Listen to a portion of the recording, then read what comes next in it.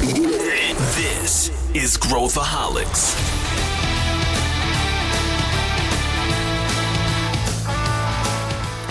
Olá, ouvinte! O meu nome é Clara Bidorini, eu sou Startup Business Development Manager na Amazon Web Services, melhor conhecida como AWS, e essa é uma série de episódios produzidos em parceria com a Growthaholics sobre startups e empreendedorismo. Você já conhece, eu deixo com elas.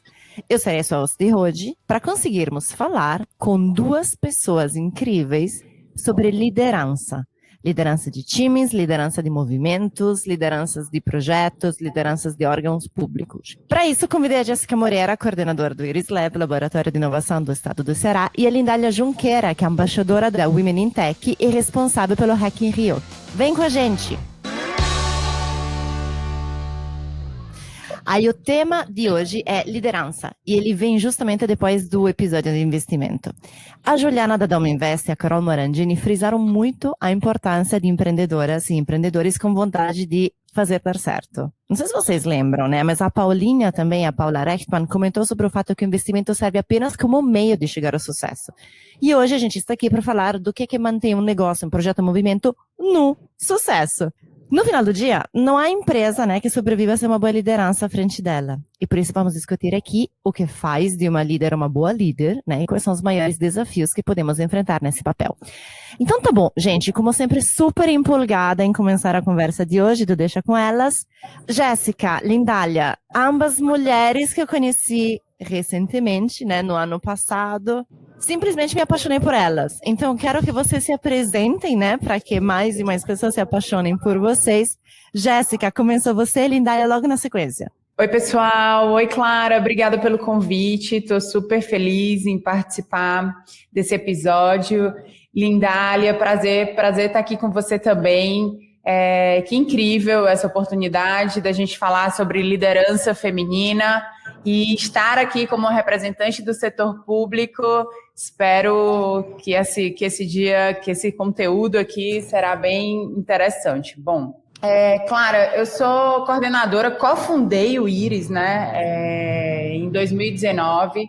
Sou coordenadora aí 2 anos e meio de jornada, aprendendo todos os dias. Também faço parte da rede de líderes, né, da Fundação Lehman, desde o ano passado. Estou também como representante do movimento Pessoas à Frente, onde a gente tem interesse de criar um novo paradigma de gestão de pessoas no setor público. Minha formação, né, eu sou especialista pela USP em políticas públicas para cidades inteligentes e tenho aí sido uma verdadeira apaixonada por inovar no setor público, porque sim, nós também inovamos no setor público, também é uma condição obrigatória, assim como na iniciativa privada, né? Quando a gente não inova, a gente sai do mercado, e no setor público, né? Quando a gente não inova, a gente acaba impactando negativamente a vida de milhões de pessoas. Então, sim, inovar no setor público é obrigatório, é urgente e me considero uma liderança muito ativista nessa pauta. É isso aí, Jéssica. Obrigada por tudo que você tem feito. Clarinha, que bom estar aqui, né? Então, Lindália Junqueira. Quem é Lindália Junqueira? Atualmente sou vice-presidente da Câmara de Comércio Exterior, né? Sou presidente do Conselho de Administração do Centro de Tecnologia Smart Cities, aí, Jéssica, temos que falar. Sou do Conselho Editorial do MIT Technology Review. Sou embaixadora, como você falou, da Global Women in Tech, CEO da IONS e do Hack in Rio, considerado o maior hackathon da América Latina. Enfim, empreendedora, mentora, investidora de startup. Aliás, fui eleita heroína do ecossistema de startups do Brasil ano passado, que tinha que estar vindo aqui, vocês estão vendo a capa, mas porque trabalho muito ajudando nos bastidores do ecossistema, né? Mãe de 3 filhos maravilhosos, são meus projetos de vida, e estamos aí para justamente poder trabalhar essa pauta de inovação, tecnologia, empreendedorismo. Estou agora com a vertical de Blue Economy, temos que falar sobre Blue Tech. Não sei por que chama planeta Terra, porque 70% é água, então tem muita solução aí que a gente tem que trabalhar vindo dos oceanos, dos mares, dos rios. Aí eu sou parceira da BetaI Global, das maiores aceleradoras do mundo. E vamos a isso, vamos criar o primeiro Blue Tech no Brasil e na América Latina. Olha, gente, eu não sabia que vocês têm em comum essa paixão por Smart Cities, né? Tipo assim, agora que eu descubro. Fantástico! Cada vez mais que eu me junto com essas lideranças, cada vez mais eu descubro coisas incríveis, né? Para ter novos laços. Então tá bom, vamos lá. Vocês são referências, né, em seus ecossistemas, por estar liderando todos esses movimentos. Mas nem sempre foi assim, né? Eu queria muito que vocês contassem pra gente, para quem que nos escuta, de onde começaram. Então, Jess, você vem, né, do mercado privado e depois teve essa mudança para o público.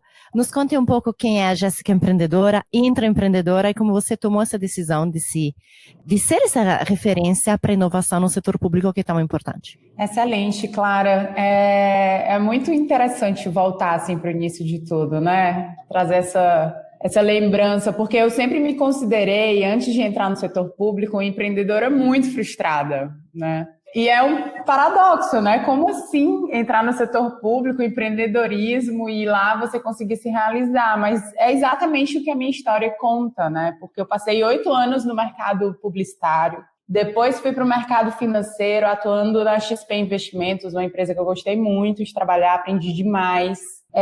Mas foi só quando houve a oportunidade de migrar para o setor público, trabalhar aqui no gabinete do governador, né, no estado do Ceará, foi que eu comecei a entrar numa agenda que para mim era impensável, porque eu lembro que quando eu aceitei essa oportunidade, essa proposta, eu disse assim, bom, eu vou lá para entender o que acontece do outro lado do mundo, né? Porque era muito distante essa realidade para mim. Então, no gabinete do governador, como assessora especial, eu tratei com muitas agendas estratégicas, né? E projetos estratégicos com a iniciativa privada e com o terceiro setor. Então, assim, eu tanto ampliei o networking de uma maneira absurda, né? Mas também eu comecei a entender mais como que tudo funcionava, como todo esses ecossistemas, né, eles se relacionam. Participei também de algumas missões internacionais, até que eu me inseri e encontrei, eu digo que é sempre sobre encontros, né,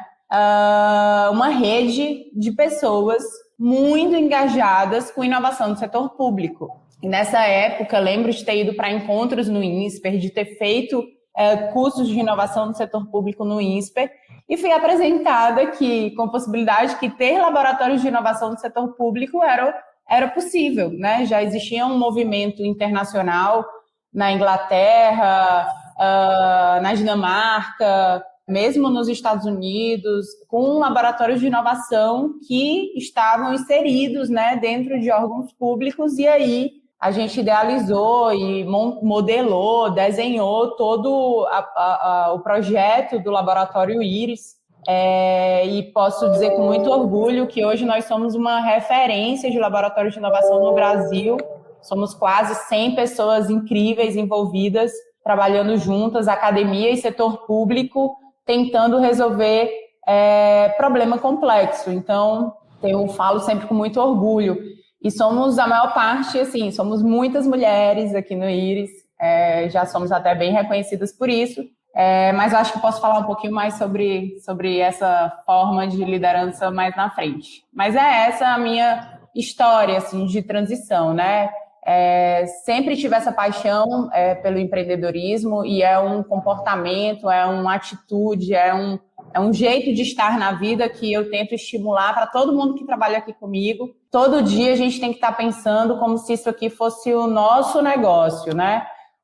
Falo muito, coisa pública é de ninguém ou de todo mundo, né? De todo mundo, então é de interesse de cada um. Fantástica. A res pública, gente, né, eu tenho muito esses insights de quando eu estudei latim. Gente, sim, uma pessoa italiana estuda latim. A gente pode rir, se desesperar ou agradecer. Pois é.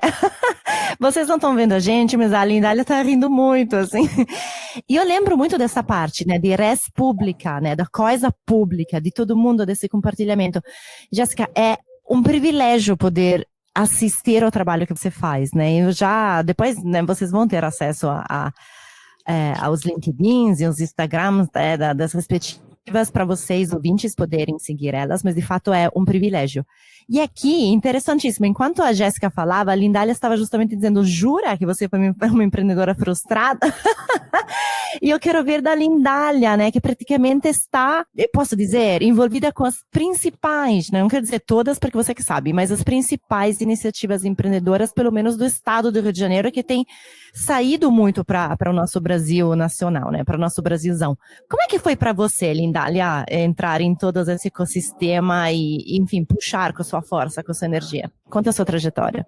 Nossa, contar tudo aqui não vai dar tempo, mas porque não é uma trajetória linear, né? Eu sou filha de imigrantes portugueses, muito pobres, então vieram com o Brasil com esse sonho, né, de trabalhar, de estudar. Minha mãe, né, naquela época não tinha possibilidade de estudar e trabalhar com 15 anos. Então, eu com 5 anos queria ser professora e astronauta, pode. Então, fui professora, sim, com 15 anos eu já era professora de música, né? Apesar de não ter piano, eu imaginava um piano e fui fazendo o curso assim, e não cheguei até a Lua, a Marte, mas cheguei até a NASA. Então, fui a primeira brasileira selecionada pela NASA Research, né, em 2010. Eles selecionavam um líder de cada país para poder justamente conhecer as tecnologias exponenciais do mundo e poder aplicar de verdade, né? Quer dizer, a gente simplificar a vida das pessoas com tecnologia e resolver os problemas reais. Isso me deu uma responsabilidade muito grande. Então, assim, fiz engenharia, né?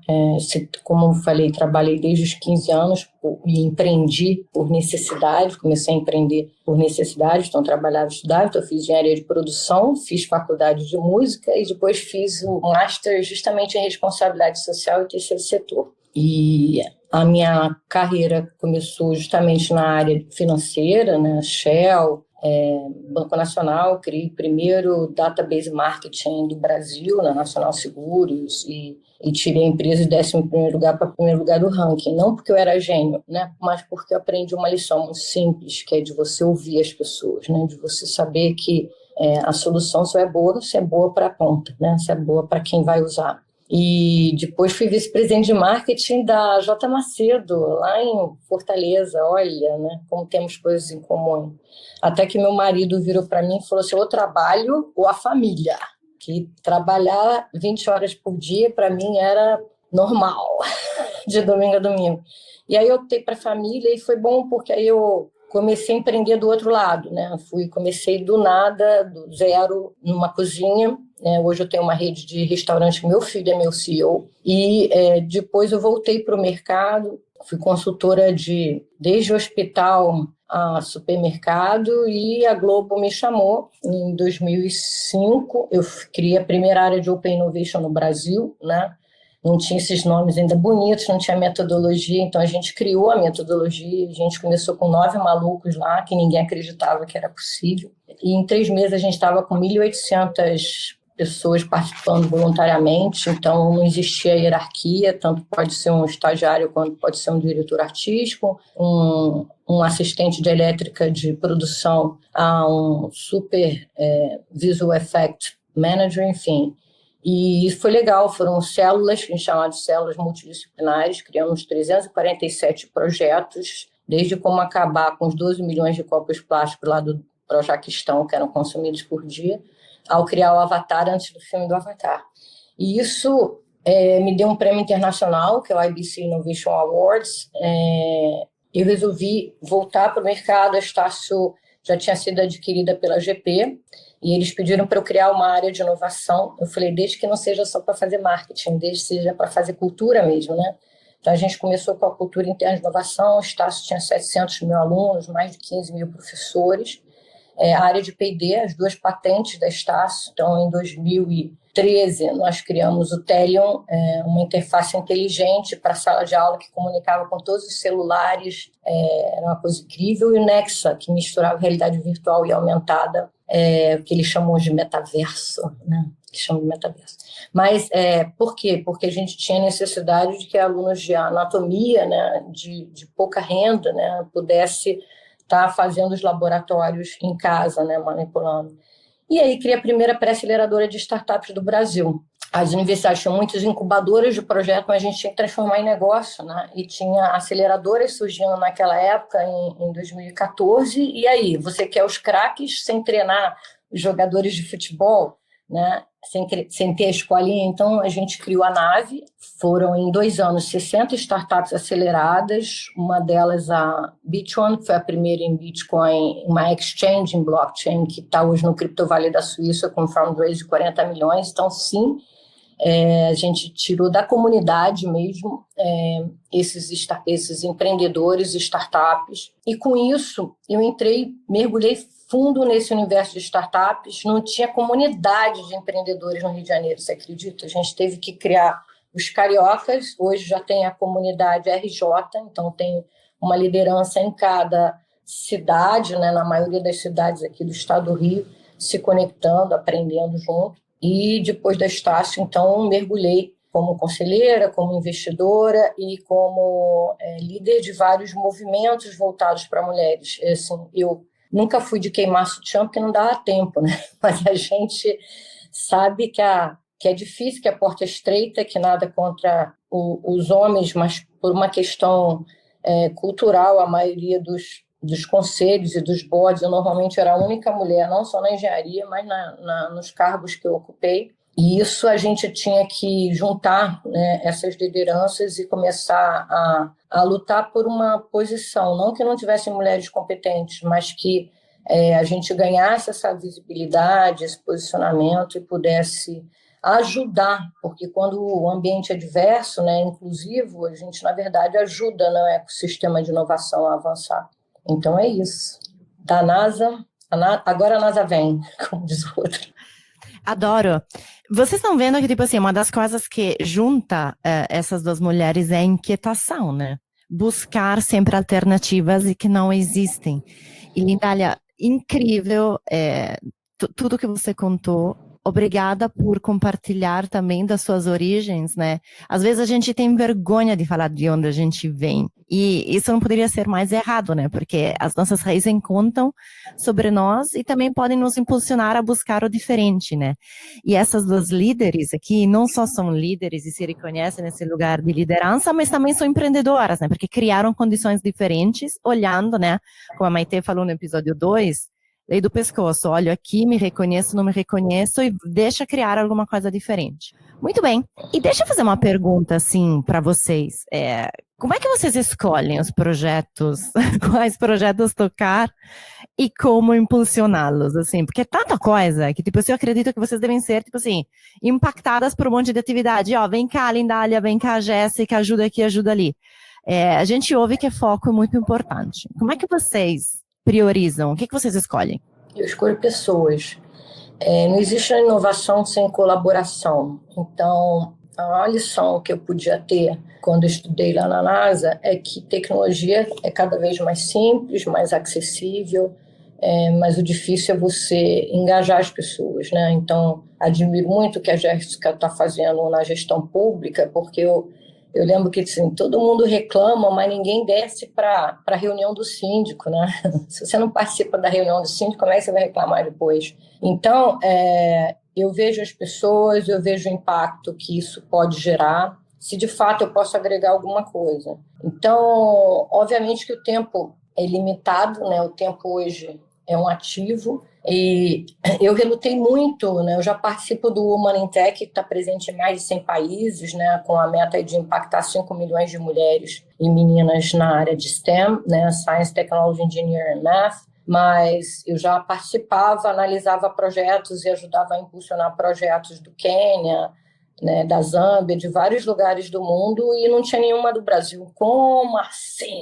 Nós temos, né, milhões de brasileiras, né, segundo o Sebrae, são 34% da base de empreendedores de mulheres. Mulheres brasileiras dentro da base de tecnologia, de startups ou não, enfim, liderando aí essa frente. Por que a gente não tinha essa visibilidade global? O Brasil é muito grande, com muitas necessidades, então a gente acaba se voltando muito para as comunidades internas. Então, eu resolvi assumir como embaixadora ano passado para justamente juntar essas redes, integrar as redes e as líderes que já existem no Brasil e dar essa visibilidade. Então, quando veio a pandemia, na verdade, eu larguei tudo para ajudar as comunidades. A gente participou do União Rio, do SOS Covid, criei um hacking chamado Hacking Help. A gente precisava, naquele momento, né, ajudar a levar comida, a levar segurança, a levar remédio, enfim. Então, tem hora que a minha vida, a prioridade vai de acordo com o momento, né, com o que a gente tem que criar. Porque como a minha mãe só tinha o primário, me falava, que foi a minha grande inspiração, a gente, antes de aprender a multiplicar, a gente tem que aprender a dividir, né? Então, eu só entro quando tem pessoas, tem de fato uma cultura genuína. Adorei. São dicas de ouro, né? Tipo assim, não escolho projetos, escolho pessoas. E antes da gente dividir, precisamos nutrir. Teve já participação de mulheres que foram premiadas e finalistas no Women in Tech, né? Tirando Euzinha, né? Euzinha, que só virou Euzona quando estou junto a mulheres e referências do mercado que nem vocês, mas tivemos a Etienne do Jardim, tivemos a Aline de Paris, né? Que estiveram no episódio 1 e no penúltimo episódio, né? Sobre growth. Então, nossa, um ponto de encontro para mim que foi fundamental, né, Lindália? Porque eu conheci não só você, como muitas outras mulheres, né, conselheiras e participantes desse evento, e isso ajuda a tecer, né, uma ação conjunta, né, para a gente reforçar as nossas atuações. E falando em Covid, Jéssica, aí vou passar a bola para você, né, porque você tem para nos contar coisas incríveis que você liderou. Alguns desses projetos a gente não escolhe, né? Mas a gente, porque, né, o Covid caiu na gente.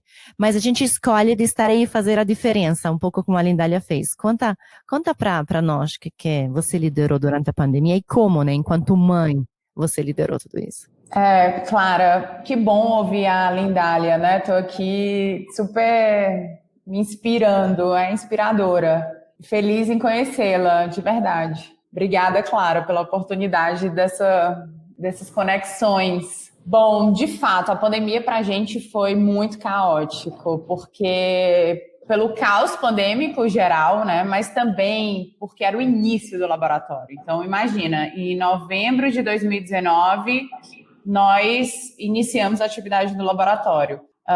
5 meses depois, pandemia, né? Então, time novo, a gente ainda com aquela pauta, aquela carteira de portfólio se idealizando, aquele portfólio de projetos se idealizando, né? E aí, de repente, rasga a pauta, né? Vamos virar para o que é urgente, que é saúde. Então, isso foi que eu digo que foi uma capacidade realmente, uma resiliência absurda, porque naquele momento eu lembro muito que todos nós viramos da Secretaria de Saúde, era essa a pauta, Covid-19, e a gente juntou todas as competências que o IRIS já tinha, com um time mesmo de 5 meses. Então, se temos cientistas de dados, vamos lá ver quais são os problemas que a gente pode resolver com análise de dados. E se provou, na verdade, né, depois desse tempo de pandemia, o quanto que uma gestão orientada a dados, mais do que nunca, é necessário no setor público.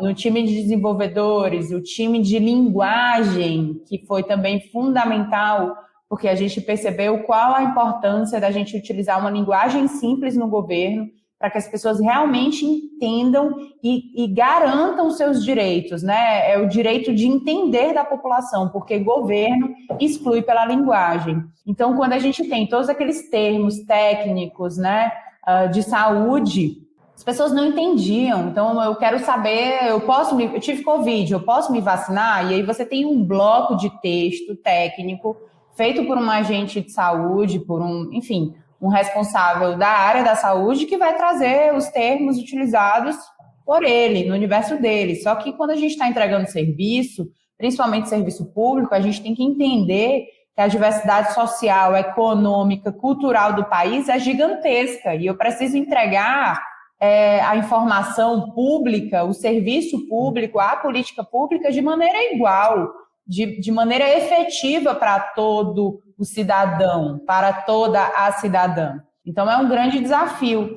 E, nessa época, a gente desenvolveu uma plataforma de atendimento, né, online, que na época não existia, as pessoas não podiam sair de casa porque tinham medo de ser contaminadas, mas estavam sentindo sintomas de leves a graves, relacionados a comorbidades ou não. E a gente desenvolveu uma plataforma que ela fazia um atendimento inteligente, onde categorizava através de um robô, que hoje chatbot é até algo já bem mais comum, categorizava o cidadão em 3 linhas de cuidado, né? Então, ele poderia continuar com o robô recebendo mais informações em linguagem simples, para ele ter o autocuidado em casa, ou ele era direcionado para uma unidade de saúde mais próxima à casa dele para receber e ser avaliado por um médico, né? Essa plataforma, em 2 anos de plataforma, fez mais de 1 milhão de atendimentos e a gente conseguiu sempre a avaliação de 9,3, 9,5 de satisfação da população. E o que é interessante é que essa plataforma ela foi amplamente aderida pela população, mas também pelo órgão, né? Hoje ela já evoluiu, já tem sistemas de acompanhamento de saúde, então se você relata lá qualquer sintoma relativo a até outras doenças, ela faz um acompanhamento posterior, automatizado, né, pelo robô, até você dizer que não sente mais nenhum sintoma. Também gosto de falar que nós recebemos um prêmio, que é a Medalha Espírito Público, que é tipo o Oscar do setor público em 2020, porque a gente também conseguiu, a partir da análise de dados, né, os nossos cientistas desenvolveram uma rede neural de detecção de sintomas. Naquela época a gente não sabia muito bem quais os sintomas que a doença ocasionava, e a gente percebeu muitos sintomas relativos ao estado emocional das pessoas, né? Estou falando de março de 2020, gente, abril de 2020, ali o primeiro semestre, que realmente era bem no início da pandemia. E aí, a partir dessa rede neural de detecção de sintomas, a gente percebeu que a gente precisava também ampliar o atendimento de saúde para psicólogos e psiquiatras para dar esse apoio emocional à saúde das pessoas na época de isolamento.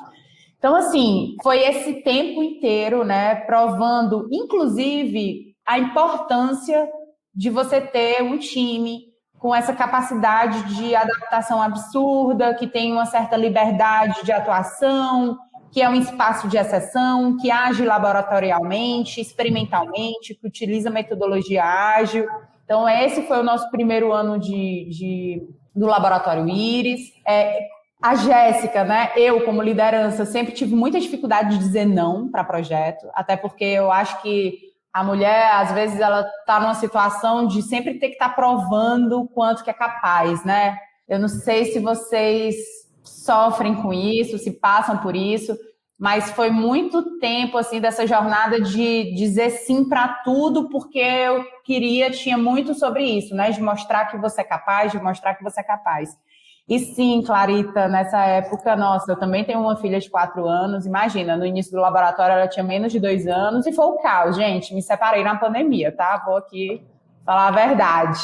Mas é isso, a gente sofre, imagina, 2 lideranças em casa, só que uma muito mais sobrecarregada, porque, enfim, tem toda uma situação de achar que você tem que contribuir 24 horas porque você está ali para servir a população, ao mesmo tempo você tem uma filha que você tem que criar, então são os dilemas também do nosso momento atual na história, né, feminino.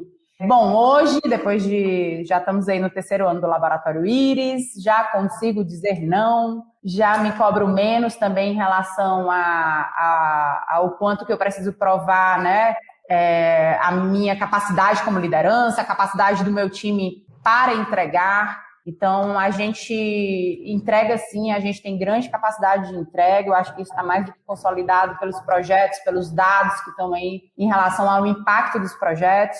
Então, hoje, inclusive, a gente montou uma metodologia que, para a entrada de projetos novos, a demanda precisa atender a critérios, por exemplo, o tamanho do impacto para o cidadão, o tamanho do impacto para a gestão, o projeto é orientado a dados ou não, qual é a importância do projeto para a alta gestão, então tem uma liderança do outro lado ali realmente envolvida, aquilo é prioridade ou não, e principalmente qual é a disposição do órgão em perenizar a inovação que vai ser gerada, porque o interesse daquela inovação perenizar, a mudança sistêmica, ela só é feita, né, quando a gente consegue tornar aquela inovação sustentável, né, quando a gente consegue ampliar, dar mais abrangência, investir mais recurso naquele experimento que deu certo e que foi comprovadamente, através de dados, né, a sua efetividade. Então é isso. Adoro que elas acabam, gente, falando, então é isso, né? E eu fico pensando quantas dicas elas falaram, né? Assim, então é isso, né? Entendeu? Tipo assim, essas pérolas, vou tentar fazer um resumo dessas pérolas, né? Tipo, eu não tô conseguindo acompanhar, mas que bom que vocês ouvintes podem ouvir o podcast 1, 2, 3, 20 vezes para tomar nota de tudo. Olha só, Jéssica falando de ambiguidade, né? E de como tornar um projeto de inovação sólido, mais perene. Faz parte da inovação ter essa ambiguidade, né? A gente desenha elementos que não fazem parte do presente emergente, né? Do que a gente observa. Então, como é que a gente consegue lidar com essa situação? Olha só o que ela falou. Eu comecei o colaboratório e Covid veio para rasgar a pauta. Então, tipo assim, quantas coisas novas já acontecem, ou imprevistos, ou novas oportunidades que a gente precisa prestar atenção. Então, capacidades de líderes, né? Agora, juntando as palavras da Lindália e as palavras da Jéssica, prestar atenção ao contexto, identificar o que está acontecendo em sua volta, para, ainda que rasgue a pauta, e liderar com dados, né? Essa coisa, a Jéssica sempre fala disso, é importantíssimo. Com dados a gente não precisa inferir, com dados a gente só consegue identificar como melhorar. E por último, né, as duas, vocês não veem, né, mas eu estou vendo elas, quando a Jéssica falando, pois eu dizia assim, ó, tudo, e a Lindália também, nós assim, com a cabeça, a gente dizia tudo, mas agora a gente talvez aprenda a dizer um pouquinho mais não. E sobretudo dependendo do time, né, que a gente tem. Lindália, que capacidades você acha que são importantes em um time que trabalha com inovação? O que você busca, né? Se é que eu posso dizer isso. Pode ser também uma opinião super pessoal sua, porque afinal você é uma líder natural.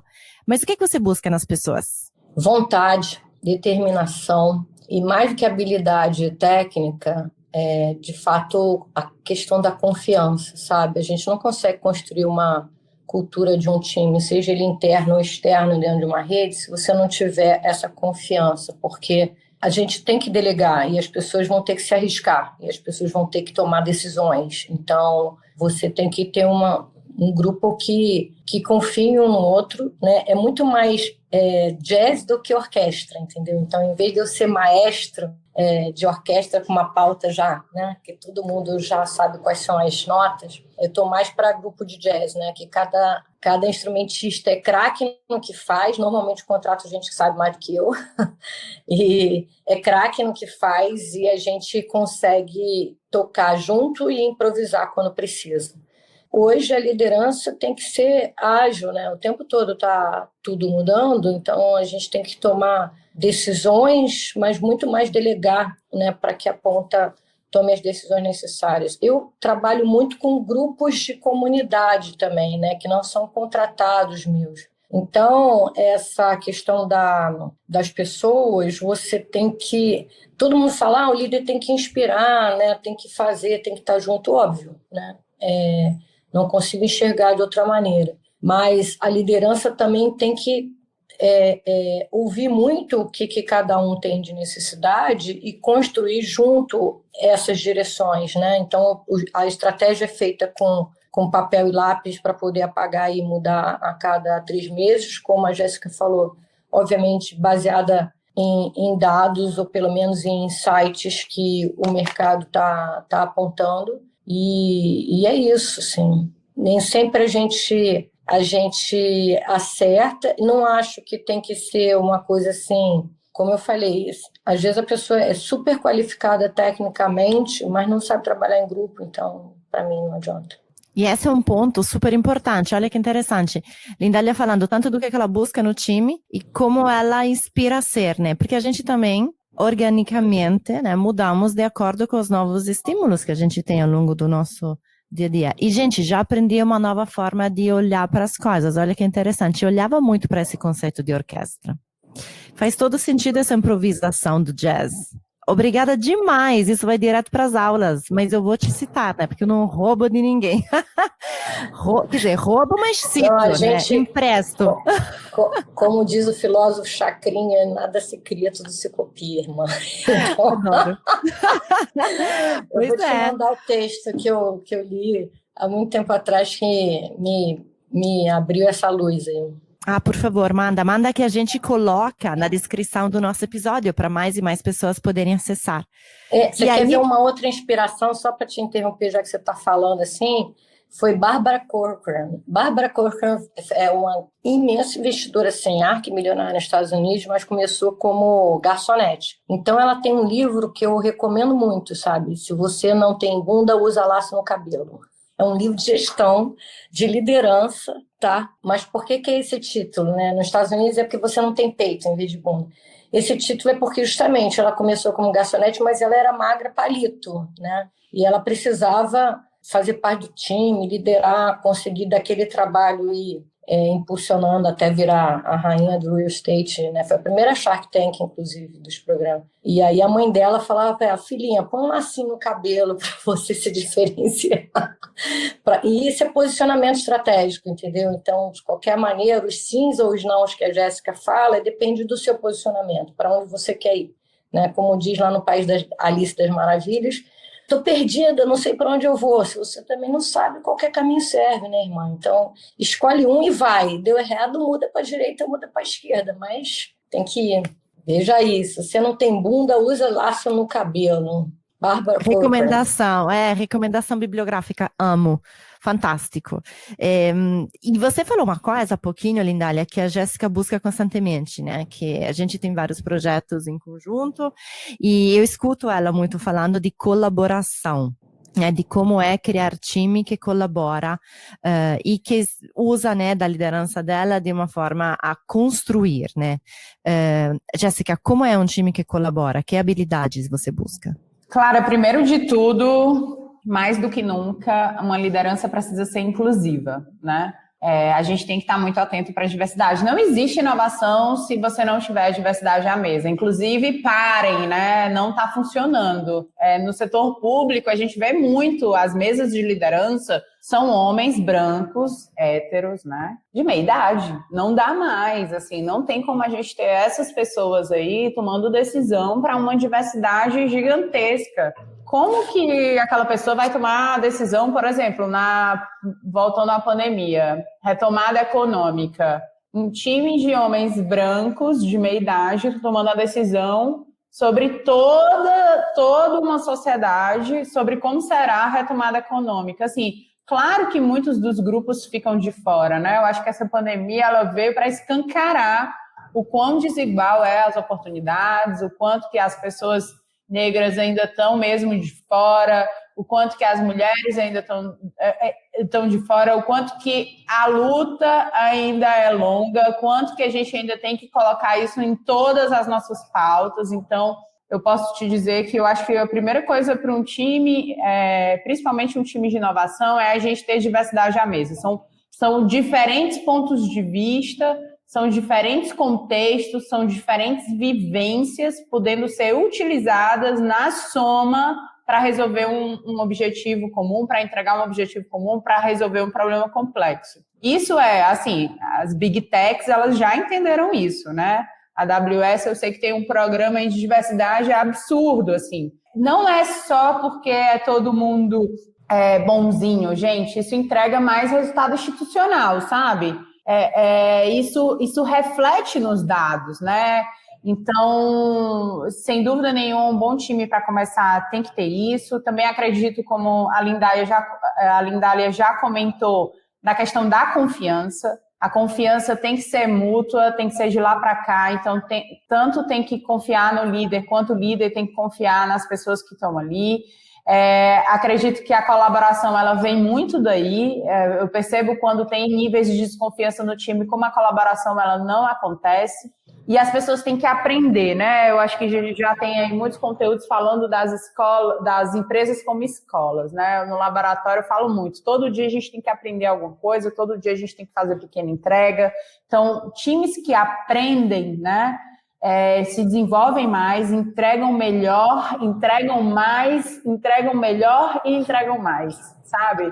essa capacidade de entrega, ela vem muito daí, do quanto que você consegue aprender rapidamente e até fazer uma autogestão sobre esse aprendizado, sabe? Porque tá tudo aí, claro, né, Lindália, mais do que nunca, a gente tem acesso à internet, a gente tem acesso a pessoas, a gente consegue se conectar, as pessoas estão muito mais abertas e dispostas, né, a se relacionar para entregar um projeto.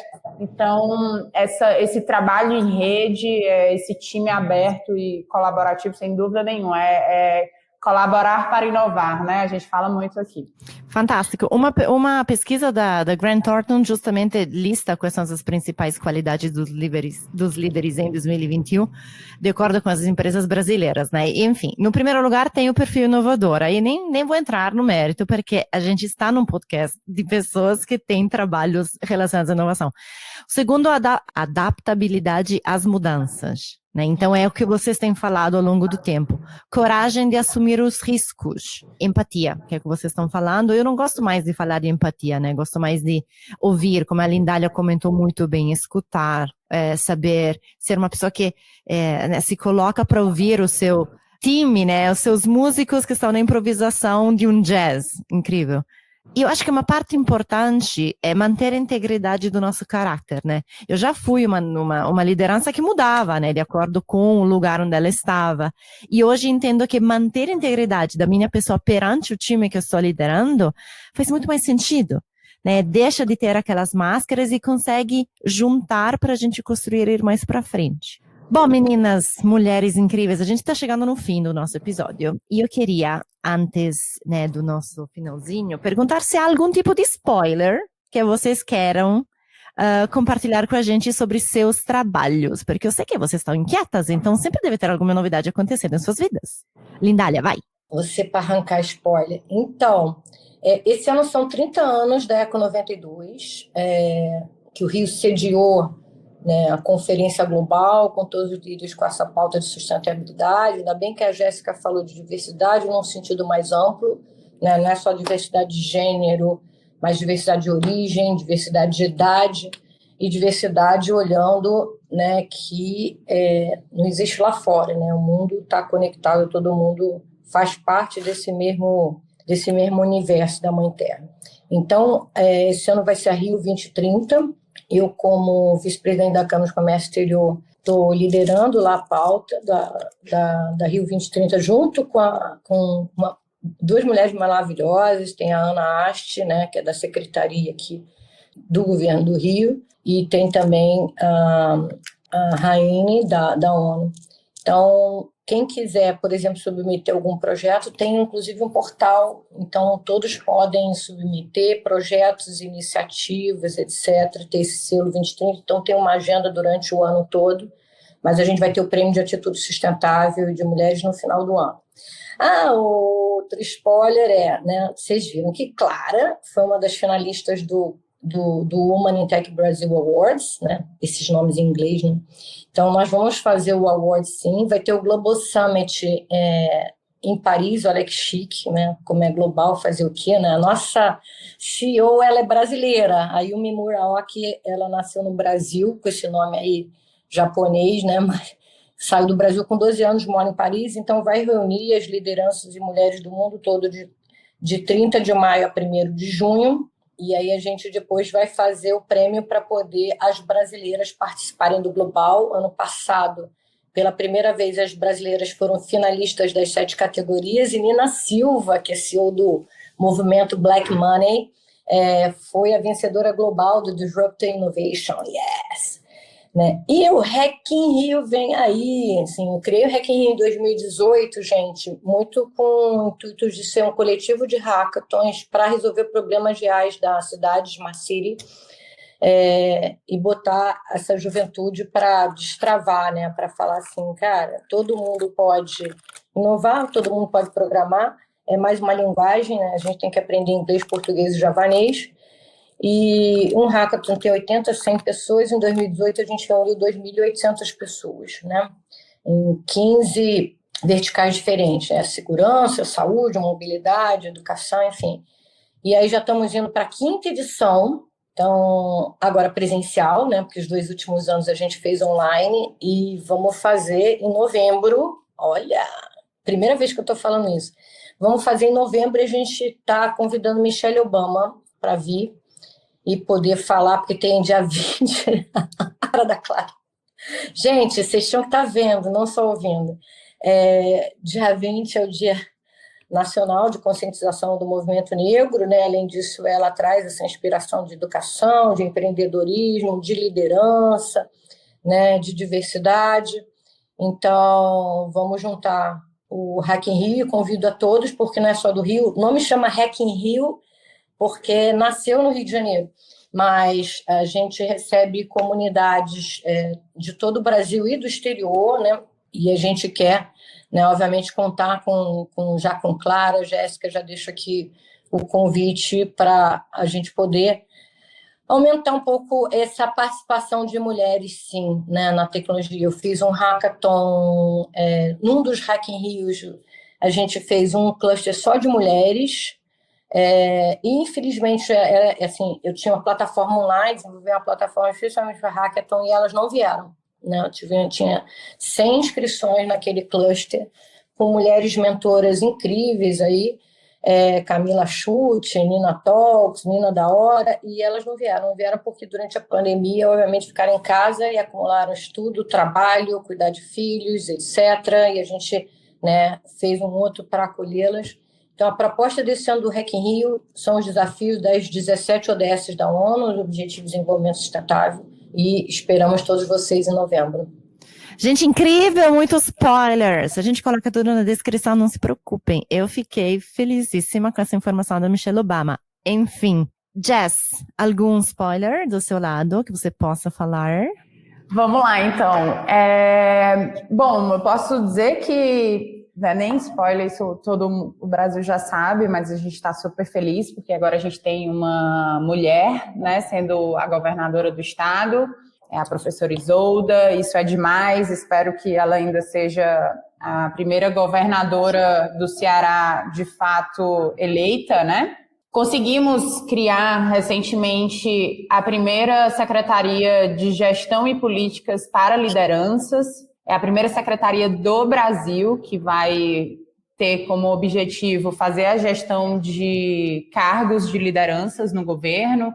Então, a gente está querendo mesmo, junto com as organizações do terceiro setor, é um projeto super robusto, vem aí desde 2019, a gente quer mesmo trazer o novo paradigma de gestão de pessoas para o setor público, acabar com esse conceito de máquina pública. Isso não existe, gente, somos pessoas que estão aqui nessas organizações, algumas mais ineficientes, outras mais efetivas. Então, é preciso, assim como nas organizações da iniciativa privada, no terceiro setor, assim, também no setor público, a gente tem uma gestão estratégica de pessoas, né? E isso é um desafio para o setor público. Então, essa secretaria ela vai tratar exclusivamente para atrair talentos para o setor público através de processos seletivos transparentes, democráticos, né, abertos para todos os interessados que possam atingir aquele perfil. São, no Brasil, hoje, quase 200 mil cargos de livre nomeação dos governantes, né, e muitos desses cargos, às vezes, atendem a interesses partidários. Então, nós queremos acabar com essa prática e queremos colocar esses cargos dentro de uma gestão estratégica de atração e seleção, de desenvolvimento, de avaliação de desempenho, de engajamento. Daqui a 3 semanas, a gente vai estar abrindo seleção aqui para o Brasil inteiro, para ocupar, para as vagas, né, que vão ocupar essa unidade de gestão estratégica de líderes. E, mais no meio do semestre, a gente vai poder contar com um curso que eu estou diretamente envolvida, que é um curso para liderança inovadora e inclusiva, um curso que a gente quer ter muito foco nas mulheres, e é um curso que ele tem um braço, né, para dentro da gestão, mas também na escola pública. Então, também, ele vai ter um braço também de ação social. Acompanhem o site do IRIS, né, irislab.ce.gov.br, a gente também está em todas as redes sociais, E lá vocês conseguem acompanhar um pouco mais do trabalho do laboratório, das novidades. E a gente acredita muito nessa cooperação necessária para a gente inovar no setor público. Então, estaremos sempre de portas abertas, digitais ou presenciais aqui no Palácio da Abolição. Uau! Jéssica, essas vagas podem ser remotas? O governo ele ainda não tem legislação aqui, pelo menos, né? No Ceará, a gente ainda não tem muito arcabouço jurídico que regularize o trabalho remoto, mas já existem, principalmente na área de TI, mais flexibilização. Isso é um avanço dentro dessa gestão estratégica de pessoas, né? Que a gente tem que conseguir galgar aí, que a gente tem que avançar. Aqui mesmo no Laboratório Íris, a gente tem uma boa parte do time que trabalha remoto, né? Áreas como de TI, de dados, as pessoas já não estão tão interessadas, né, no trabalho presencial, mas tem algumas funções aqui que ainda é muito vital o trabalho presencial. Então, é isso. A gente tá faltando ainda arcabouços jurídicos até no universo, em esferas maiores, para conseguir mudar, avançar um pouquinho com esse ponto, Clara. Fantástico. Então tá bom. Então esperamos, né? Sempre que a gente tiver esse link de acesso, enfim, a gente coloca aqui na nossa descrição. Chegamos ao fim do nosso episódio. Obrigada demais por todas as dicas, obrigada por ter compartilhado de sua experiência, obrigado por ter dado seus spoilers. Eu acho incrível esse tipo de conversa, porque tanto serve para líderes, né? Homens e mulheres que nos escutam, e também servem para pessoas que fazem parte do time, para buscar um caminho mais sereno dentro de sua atuação, né? Num momento tão turbulento de atividades que não são exigidas. Jéssica, Lindália, obrigada mesmo. Querem deixar uma última palavra? Só gratidão. Que bom conhecer vocês que estão nos ouvindo, né? Eu acho que tem que ter uma interação e a oportunidade que Clara dá a gente falar e de Jéssica fazer tanta coisa bacana aí na gestão pública. Só gratidão.